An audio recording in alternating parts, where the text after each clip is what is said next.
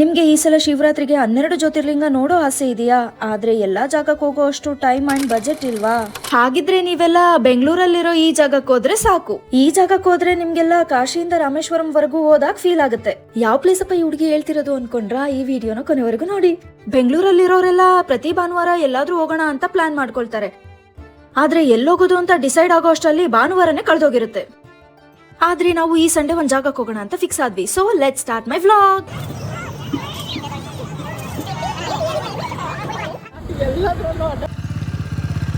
Hi hello ಎಲ್ರಿಗೂ ನಮಸ್ಕಾರ. Welcome back to my YouTube channel. ಮಧ್ಯಾಹ್ನ 3 ಗಂಟೆ ಆದ್ರೂ ಬೆಂಗಳೂರು ಬಿಸಿಲು ತಲೆ ಮೇಲೆ ಬಿದ್ರು ಪರವಾಗಿಲ್ಲ ಅಂತ ಗಾಡಿ ತಗೊಂಡು ಹೋಗ್ತಾ ಇರೋದು ಎಲ್ಲಿಗೆ ಅನ್ಕೊಂಡ್ರಾ? ನನ್ನ ಮಕ್ಕಳಿಗೆ ತಿಂದ್ಬಿಟ್ಟು ಮನೇಲಿ ಬೇರೆ ಏನ್ ಕೆಲಸ ಇರಲ್ಲ. ಮುಂದೆ ಹೇಳ್ತೀನಿ, ಈ ವಿಡಿಯೋನ ಕೊನೆವರೆಗೂ ನೋಡಿ.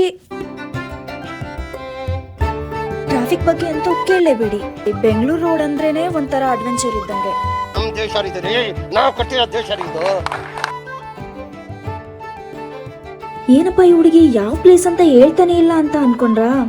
ನಮಗೆಲ್ಲ ಗೊತ್ತಾಗೋಯ್ತು ನೋಡಿ, ಇವತ್ತು ನಾವ್ ಬಂದಿರೋದು ರಾಜರಾಜೇಶ್ವರಿ ನಗರದಲ್ಲಿರೋ ಓಂಕಾರ್ ಹಿಲ್ಸ್ಗೆ. ನೀವೆಲ್ರೂ ತಮ್ನೇಲಲ್ಲಿ ನೋಡಿರೋ ಹಾಗೆ ಇದು ಯಾವ ಟೆಂಪಲ್ ಅಂದ್ರೆ ಶ್ರೀ ದ್ವಾದಶ ಜ್ಯೋತಿರ್ಲಿಂಗ ದೇವಸ್ಥಾನ.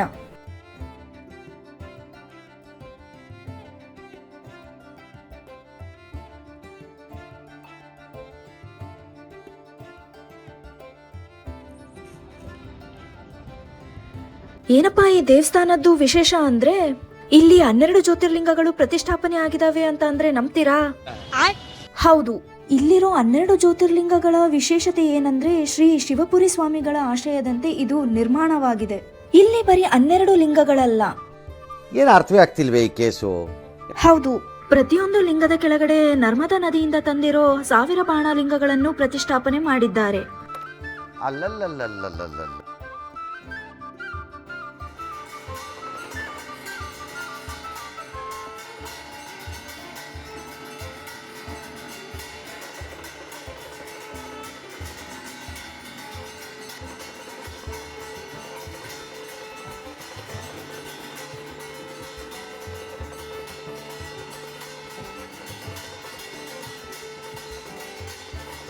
ಇಲ್ಲಿಯ ವಿಶೇಷ ಇನ್ನೊಂದು ಏನಂದ್ರೆ ಇಲ್ಲಿರೋ 12 ಜ್ಯೋತಿರ್ಲಿಂಗದಲ್ಲೂ ಪಾರ್ವತಿ ದೇವಿಯ ಸ್ವರೂಪವಾಗಿ ಶ್ರೀ ಚಕ್ರವನ್ನು ಸ್ಥಾಪನೆ ಮಾಡಿದ್ದಾರೆ.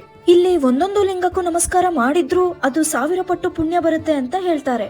ಈ ದೇವಸ್ಥಾನ ಪ್ರತಿದಿನನೂ ಓಪನ್ ಇರುತ್ತೆ. ಅಂಡ್ ಇಲ್ಲಿ ಪ್ರತಿ ಶಿವರಾತ್ರಿಗೆ ಭಕ್ತರ ಕೈಯಿಂದ ಮಹಾಲಿಂಗಕ್ಕೆ ರುದ್ರಾಭಿಷೇಕ ಮತ್ತೆ ವಿಶೇಷ ಪೂಜೆ ಮಾಡೋಕೆ ಅವಕಾಶ ಸಿಗುತ್ತೆ. ಈ ಕ್ಲಾಕ್ ಟವರ್ ಬಗ್ಗೆ ನಿಮ್ಗೆ ನಾನು ಹೇಳಲೇಬೇಕು. Who stopped you? ಏನಪ್ಪಾ ಅಂದ್ರೆ ಈ ಕ್ಲಾಕ್ ಟವರ್ ಪ್ರತಿ 1 ಗಂಟೆಗೂ ಶಂಖನಾದ ಕೇಳಿಸುತ್ತೆ. ಆಮೇಲೆ 5 ಬಾರಿ ಓಂ ನಾದ ಕೂಡ ಕೇಳಿಸುತ್ತೆ.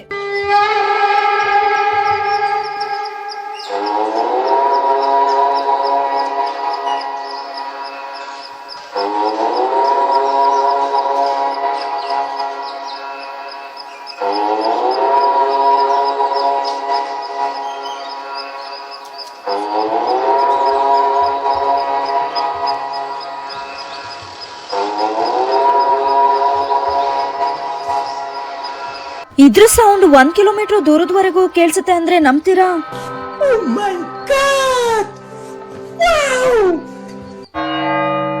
ಅಷ್ಟ್ ದೂರದಿಂದ ಬಂದಿದೀವಿ, ಬರೀ ದೇವ್ರಿಗೆ ಕೈ ಮುಗ್ದು ಹೋಗ್ತೀವಿ ಅಂತ ಅನ್ಕೊಂಡ್ರಾ? ಇಲ್ಲಿ ವಿಶಾಲವಾದ ಧ್ಯಾನ ಮಂದಿರ ಕೂಡ ಇದೆ. ನಾನು ಫುಲ್ ಬಿಲ್ಡಪ್ ಕೊಟ್ಕೊಂಡು ಧ್ಯಾನ ಮಾಡೋಣ ಅಂತ ಹೋದ್ರೆ 1 ನಿಮಿಷಕ್ಕೇನೆ ನಿದ್ದೆ ಬಂದ್ಬಿಡೋದಾ? ನೀವ್ ಅನ್ಕೊಳ್ಳೋ ತರ ನಾನೇ ನಿದ್ದೆಗೆಟ್ಟಿರ್ಲಿಲ್ಲ. ಈ ಬಿಸ್ಲಿಗೆ ಅಂಡ್ ಇಲ್ಲಿರೋ ಕಾಮ್ ವೈಬ್ಗೆ ನಿದ್ದೆ ಬಂತು ಅಷ್ಟೇ.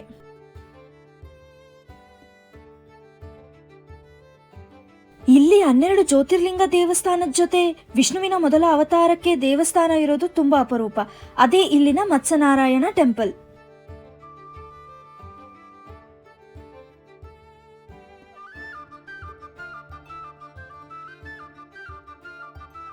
ದೇವಸ್ಥಾನಕ್ಕೆ ದೇವ್ರ ದರ್ಶನ ಮಾಡಿ ನಮ್ಗೆ ಮನ್ಸಿಗೇನೋ ನೆಮ್ಮದಿ ಸಿಕ್ತು. ಆದ್ರೆ ಹೊಟ್ಟೆ ಚುರುಗುಡ್ತಾ ಇತ್ತು. ಅದಕ್ಕೆ ನಾವು ಅಲ್ಲಿ ರಿಟರ್ನ್ ಬರೋ ದಾರಿಲಿ ಲೈಟ್ ಆಗಿ ಸ್ನಾಕ್ಸ್ ತಿನ್ನೋಣ ಅಂತ ಡಿಸೈಡ್ ಆದ್ವಿ. ಹೇಗಿದ್ರು ಹೋಗಿದೀವಿ ಅಂತ ಕಣ್ಣಿಗೆ ಇಷ್ಟ ಆಗಿದ್ದೆಲ್ಲ ತಿನ್ನೋಕೆ ಸ್ಟಾರ್ಟ್ ಮಾಡಿದ್ವಿ. ಒಂದ್ ಪನ್ನೀರ್ ರೋಲ್ಸ್ ಇಂದ. ಆದ್ರೆ ಕೊನೆಗೆ ಕೇಕ್ಗೆ ಬರೋ ಅಷ್ಟರಲ್ಲಿ ಮಧ್ಯದಲ್ಲಿ ಒಂದ್ ಪನ್ನೀರ್ ಪಫ್ ಕೂಡ ತಿಂದು ಖಾಲಿ ಮಾಡಿದ್ವಿ. ಕೇಕ್ ಏನೋ ನೋಡೋಕೆ ಚೆನ್ನಾಗಿತ್ತು, ಆದ್ರೆ ಟೇಸ್ಟ್ ಆವರೇಜ್ ಆಗಿತ್ತು. ಇವಾಗ ನಾವು ಮೇನ್ ಸ್ಪಾಟ್ಗೆ ಹೋಗೋಣ ಅಂತ ಡಿಸೈಡ್ ಆದ್ವಿ. ಉತ್ರಳ್ಳಿ ರೋಡಲ್ಲಿರೋ ಆ ಸೀಕ್ರೆಟ್ ಇಡ್ಲಿ ಪಾಯಿಂಟ್ ಯಾವ್ದು ಅಂತೀರಾ?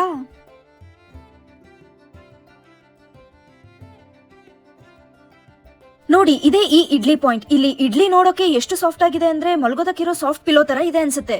ಈ ಸಾಫ್ಟ್ ಇಡ್ಲಿ ಜೊತೆ ಇವ್ರು ಕೊಡೋ ಚಟ್ನಿ ಸೂಪರ್ ಅಂತ ಹೇಳ್ಬೋದು. ಆದ್ರೆ ಯಾರೆಲ್ಲ ಖಾರ ಇಷ್ಟಪಡ್ತಾರೋ ಅವ್ರಿಗೆ ಇನ್ನೂ ಸ್ವಲ್ಪ ಚಟ್ನಿ ಖಾರ ಬೇಕು ಅನ್ಸುತ್ತೆ. ನೀವೇನಾದ್ರೂ ಈ ರೋಡಲ್ಲಿ ಇಡ್ಲಿ ಸ್ಪಾಟ್ ನ ಹುಡುಕ್ತಾ ಇದ್ರೆ ನೀವು ಒಂದ್ಸರಿ ಟ್ರೈ ಮಾಡ್ಬೋದು. ಇಲ್ಲಿಂದ ನಾವು ಇನ್ನೊಂದ್ ಸ್ಪಾಟ್ ಹೋಗೋಣ ಅಂತ ಡಿಸೈಡ್ ಆದ್ವಿ. ಎಲ್ಲಿ ಅಂತ ಹೇಳ್ತೀನಿ, ವೇಟ್ ಮಾಡಿ.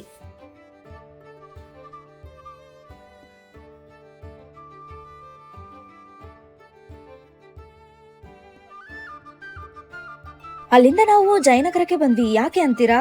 ಶಾಪಿಂಗಿಗೆ ಅಂತರೂ ಅಲ್ವೇ ಅಲ್ಲ, ಇನ್ನೇನಕ್ಕೆ ಅಂತ ಯೋಚನೆ ಮಾಡ್ತಾ ಇದ್ದೀರಾ? ಪಾನಿಪುರಿ ತಿನ್ನೋದಕ್ಕೆ. ಇವ್ಳೇನಪ್ಪ ಈ ಹುಡುಗಿ ಅಷ್ಟೆಲ್ಲಾ ತಿಂದ್ಮೇಲೂ ಮತ್ತೆ ಪಾನಿಪುರಿ ತಿಂತೀನಿ ಅಂತ ಹೇಳ್ತಿದ್ದಾಳೆ ಅಂತ ಅನ್ಕೊಂಡ್ರಾ? ಪಾನಿಪುರಿ ಅಂತೂ ಸಖತ್ತಾಗಿತ್ತು. ನಾನಂತೂ ಎಷ್ಟ್ ಸತಿ ಕೊಟ್ರು ಪಾನಿಪುರಿ ತಿಂತೀನಿ. ಬೆಳಗ್ಗೆನೂ ತಿಂತೀನಿ, ರಾತ್ರಿನೂ ತಿಂತೀನಿ, ತಿಂತಾನೆ ಇರ್ತೀನಿ. ಎಷ್ಟ್ ಸತಿ ತಿಂದ್ರು ನಂಗೆ ಬೋರ್.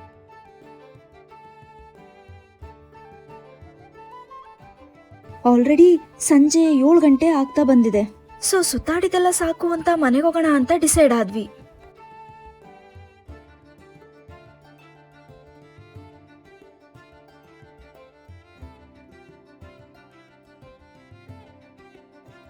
ಮನೆಗೆ ಹೋಗುವಾಗ ಈ ಡಬಲ್ ಡೆಕ್ಕರ್ ಫ್ಲೈಓವರ್ ನೋಡಿದ್ರೆ ನಂಗೊಂದು ಡೈಲಾಗ್ ನೆನಪಾಗುತ್ತೆ. ಏನು ಅಂತೀರಾ?